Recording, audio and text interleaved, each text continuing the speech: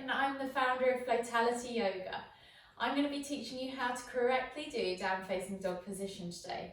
It's a common yoga move. You'll probably find it in all flows, all practices, and it's really good for transitions. It's also good for opening up the back, opening up the shoulders, stretching out the legs, elongating the spine, but it's also one that people quite commonly do wrong.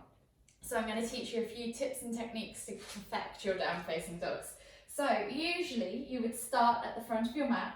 Maybe in asana you might come into it from a forward fold. So we're going to inhale to lift the arms up, exhale to fold forwards into Uttanasana forward fold, and then place your hands on the floor, and you can either step or hop back to down-facing dog. I want you to step all the way back to the back of your mat and find your feet and your hands at all four corners of the mat. From here, I want you to spread your fingers, grip the mat with your hands, and then press your hands into the ground. So you're really firmly locked into the ground through your hands. Your feet are obviously going to do the same, but we're going to work from the hands all the way down the body towards the toes. So don't worry too much about the legs yet.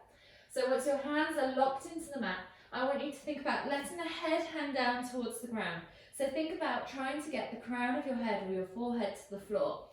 I also want you to think about your shoulders.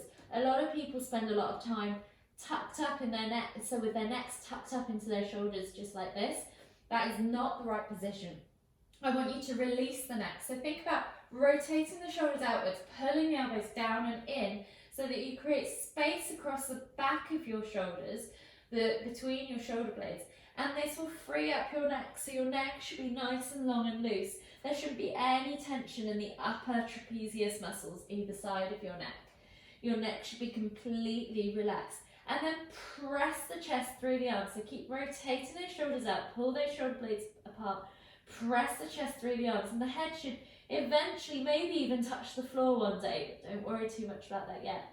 Then with the back, your back should be nice and long and flat. So think about sending your tailbone to the sky. If your heels don't touch the ground, that's absolutely fine.